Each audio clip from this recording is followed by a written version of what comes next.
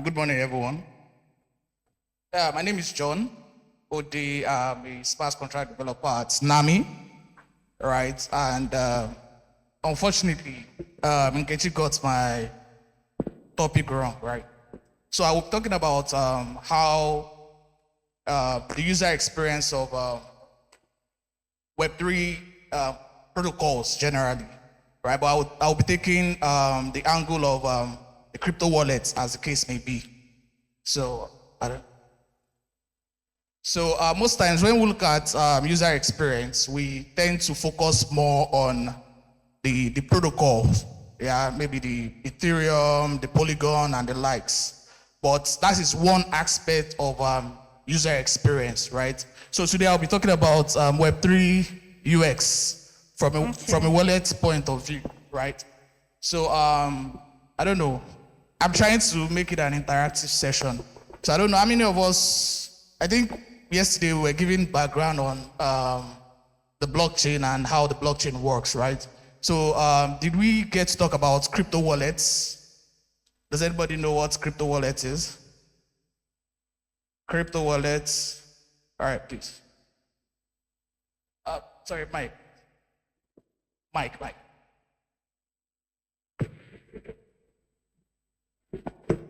Yeah. I don't know these things, so I'm just here to have a conversation, right? That's Okay, what I know. so basically, wallets are used to hold your assets. Can you hear him? So basically, wallets are used to hold your digital assets. Okay, they are used to hold your digital assets. Is there, Basically, your keys and everything. all right. Is there any contrary opinion to what wallets are, please?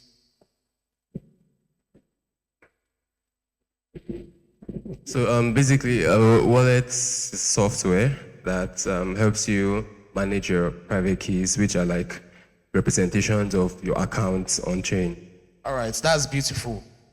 Right, so like you said, wallets are what software or application or devices, because we have some devices that are actually like crypto wallets that are not technically softwares, right? So we'll be talking from that perspective. So next slide, please. Oh, sorry. All right, so we've already defined what crypto wallets are. Yeah, so and we already know the roles that crypto wallets play in the Web3 space. So they are used to what?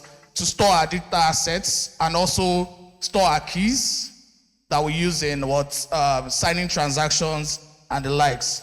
So for us to be able to onboard the next billion users, there is a need for us to what? To rethink the approach that we are taking currently when it comes to Web3 wallets, right? We know that the onboarding process for getting a Web3 wallet is quite cumbersome as now, right?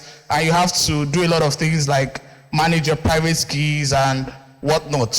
So that brings us to the major key US challenges that we have in Web3 space right now when it comes to wallets. So the first one is that the onboarding process is quite complex, right? So we have complex onboarding. We have the user interface are not quite intuitive, and the gas fee management. So we have to learn about, okay, how do we manage gas fee? Once there is a spike in the network, how do we manually increase our gas fee so that our transaction can be attended to before others? Right, then there's issue of security and privacy. Yes, so there are self-custody risk, and there's also cross-chain interaction. So currently, we do not have any wallets that you can use on maybe an EVM compatible blockchain, then take it to maybe a Solana blockchain or whatnot. So there's always a need for us to have multiple wallets across multiple blockchains, which is actually like problematic. So keep track of the private keys and whatnot. So for my talk today, I'll be focusing on three main UX challenges that we have here, right? The first one is simplified onboarding and key management. So currently, this is the current state of what we have, right? So we have social recovery wallets. So social recovery wallets are majorly multi-sigs. I don't know how many of us have heard about multi-signature wallets before. All right. So multi-sigs, yeah, you can actually use so multi-sigs like Agent and Genesis Safe. So for us to, if we have a wallet like this, if we eventually, so we have a wallet that has like multiple signers, so you can add, let's say, 4 people to your safe, to your wallet. So whenever my key is compromised, so user cannot, the person that took over my key cannot actually take over my crypto because it requires some other signature for a transaction to actually pull through. So in as much as this is an attempt to make the onboarding, because management of private key is actually hectic, right? You don't know, do you store it on chain? Do you write it on paper?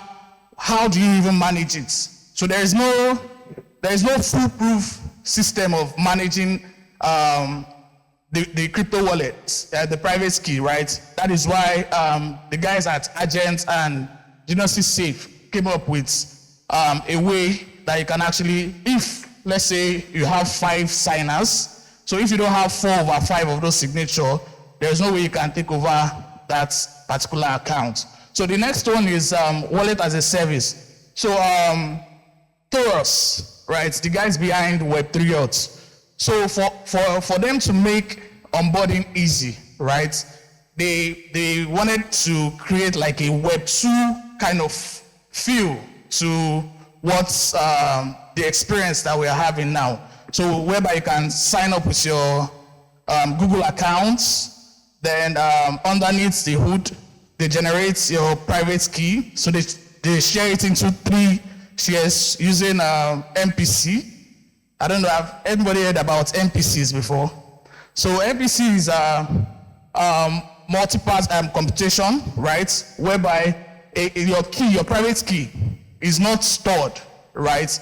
It is cryptographically encrypted into 3 different shares, right? You hold one on your browser. One is associated with your the login social media that you use, and the other one is stored on the Taurus decentralized network, which is run by a couple of guys, I think Binance and the likes. So with that, we have a Web2 kind of feel. So then you ask, how do you sign transactions, right? When you are using a social login while interacting with Web3 UX. So the thing is, for you to be able to sign any transaction using Web3 UX, right?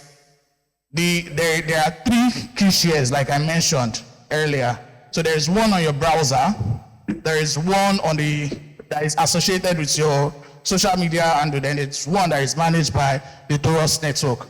So usually when you log in, so you get the one from the social and the one on your system. So you have 2 out of those 3 shares.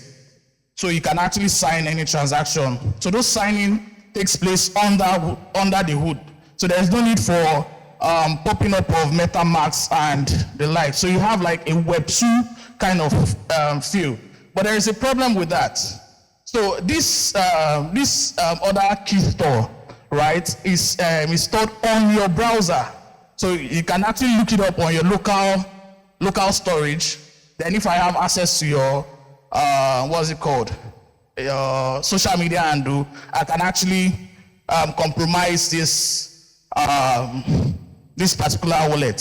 So that is one of the drawbacks on this. Although they've done a lot of great job, but that is part of the limitation. So we'll move to the next one, right? The next one is account abstraction, right? So how many of us have heard about account abstraction before? All right. All right. Can you please explain to us what? Don't worry. When I get to learn, I actually don't know what account abstraction is. Just help me. Yeah. Yeah, No, you can pass. You can pass. If it's just more of like should I say, a way whereby an account is. Jesus Christ. sorry for putting you on the spot. I'm actually shy. You can see that I'm struggling here. No, you can pass. Okay. Do you want to phone a friend? No. Okay.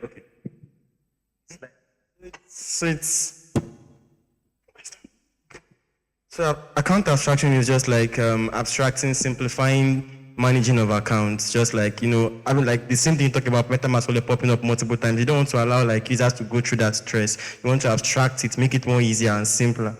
Just. All right, thank you. So for AA, right, we know that there are actually two types of wallets, right? So, I mean, there are different classification of wallets generally. We have self-custodian and non-custodial. Then we have the, so when we talk about accounts, right, we have two types of accounts. We have the externally owned accounts and the smart contracts accounts. Do you get? So the problem with externally owned accounts is that you have to manage the private key, right? And the problem with smart contract accounts is that you still need an externally owned account to interact with your smart contract account for you to be able to carry out any transaction that you need to carry out. So that is like a bottleneck, right? So the guys at Ethereum Foundation, so they proposed AA to be one of the ways that we can have better user experience, right, when we are interacting with the blockchain. So it's just a fusion of the externally owned accounts and smart contract accounts. So what it does is that the account is actually a smart contract account. Then you can connect any externally owned account to interact with the smart contract account. And if that externally owned account is compromised, you can actually change the ownership of, you can actually, from the smart contracts, can actually change the ownership. Then you have charge of that particular account. Although one of the drawbacks is that you are still interacting with smart contracts, right? The pop-up will still come. So it's really not an effective way of solving the UX issue that we have. So, all right. So that's that on simplified onboarding and key management. Key management is actually very, very, very tedious. I think the closest to the Web2 experience that we have is from these guys at Web3 UX. Yeah, because you have like a Web2 feel. The signing is done underneath the hood. Yeah, you don't have to pop up multiple times for you to approve a transaction before swapping and the likes. So it can be very, very tedious. I just want to swap. You should just swap. I don't want, okay, you have to approve the contract to spend this. You have to do before you can now actually swap. So we move to the next one, right? So improved security. So I talked about MPC-based wallet, which is the approach that the guys at Web3 UX and Fireblock are actually taking now. But there's still a problem with that because there's a centralized party to that. Like I mentioned when I was explaining how Web3 UX works, one of your key shares is managed by the Taurus team. So there's still room for it to be compromised, right? If the Taurus guys are actually bad actors, right? So although it will be difficult because they don't have access to your browser to get another key share that they can use to compromise your, your account. So we still have a very long way to go when it comes to getting the decentralized wallets to work the way we would love it to work. Because to onboard the next billion user, there is a need for us to, you can actually come up with a fusion of all these things I have mentioned, and there's a market for it, because there's still a struggle with the crypto wallets and the user experience it provides to us. So in conclusion, right, simplifying the the user experience when it comes to crypto wallets would actually drive mainstream adoption, because a lot of people are still trying to understand, why do I have to pay gas? Why do I have to manage my key? Can't you do it like the banks? Can't you provide security for me? Once my password is compromised, I just want to reset it, just the same way we do on when it comes to NPCs. Then security and privacy are the use of the keys. So once we can simplify the way the security when it comes to managing our private keys, right, it would actually make a lot of sense. And the future of Web3 depends on making wallets accessible to the ordinary user. So you don't have to be technical for you to be able to interact with the blockchain. So thank you.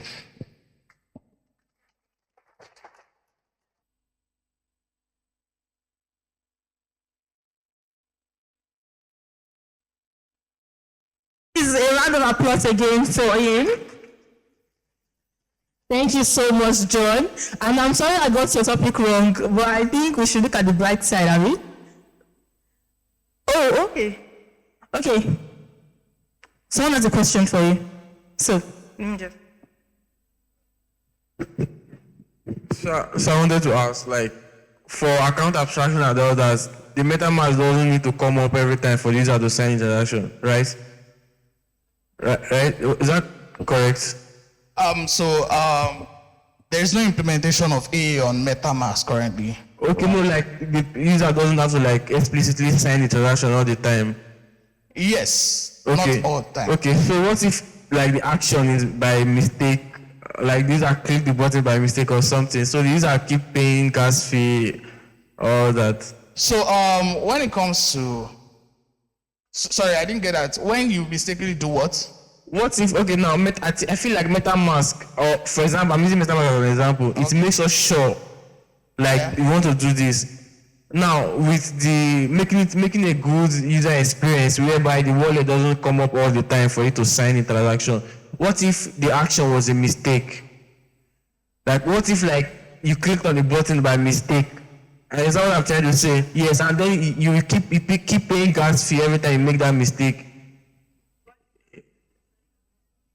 So like I mentioned, right, when it comes to AA, it's a fusion of externally owned accounts and smart contract accounts, right? So most times you actually initiate the transaction from your externally owned account. It's just you use that one to initiate the transaction. The transaction is done by the smart contract wallet itself, but you need an externally owned account to initiate the transaction. So that's the current implementation that we have. Maybe tomorrow there might be an improved implementation of that, but for now, that's what we have. You have to instantiate the transaction by your externally owned account. The only upside to it is that you can actually change the externally owned account that is connected to the smart contract account. Okay, hope that was okay. Hello? Hope you're satisfied with that. All right, and that question. Okay, we'll take just 2 more questions and we'll round it up. You can.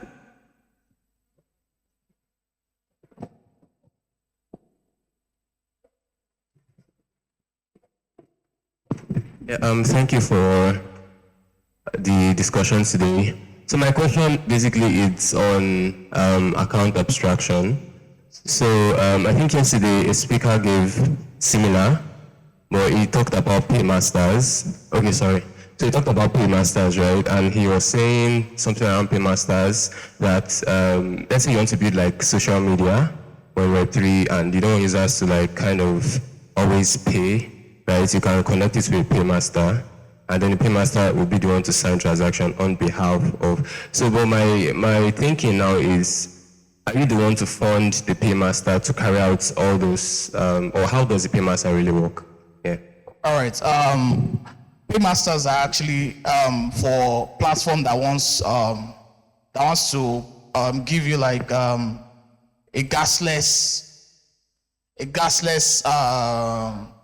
transaction, right? So they actually pay for the transaction. So you approve the paymasters to actually sign your transaction, then they pay for it, right? There are different approaches to it based on your own implementation, right? So if I want people to just fund the paymaster, then based on maybe subscription, maybe you fund your paymaster 1 ETH, then you can actually carry out X number of transactions for that particular ETH. So it depends on the implementation by the guys that actually runs the account abstraction. So it depends, right? Ideally, we are supposed to pay for it, but some platform, like you said, maybe a social media platform, and they want to give you a seamless feel, a seamless UX, then they pay for it. So it depends. So, but most times the paymaster is actually the from the owner of the platform. So they just carry out those payments on your behalf. So it's gasless because someone else is paying for it.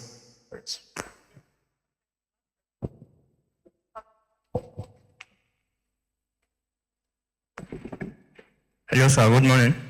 Morning. So my question is for the account abstraction. Yeah. For the transaction, are you the one, like if you initiate the transaction, is it the part of the key you will use to sign the transaction, or like they are the one to sign the transaction for you after initializing? So come again, please. Like I'm asking about the account abstraction. Okay. You said that like something like MPC. Yeah. The MPC is quite different from AA. Okay. Yeah. Let me say if you are signing the transaction, if you call the smart contract for the account abstraction, are you the one is your key the one that will sign the transaction? No, it's the paymaster. Is the paymaster? I'm not talking about the paymaster implemented one. Like when you call the transaction, you call the smart contract. Yeah. You are supposed to sign the transaction back. Yeah. So what I'm asking about is, like he is asking about MetaMask will not. You say like MetaMask will not pop up when you like sign the transaction. So am I the one signing the transaction, or they are the one signing the transaction for me? So the transaction is that you are actually interacting with your smart contract wallet, right? Okay. So once you do that, it's just like calling a smart smart contract, contract calling another smart contract. So Yeah. you are interacting with your own smart contract wallet, right? Then the smart contracts initiate Another transaction, transactions to- which means you are the one paying the gas fee. Yes. That's what I'm trying to get.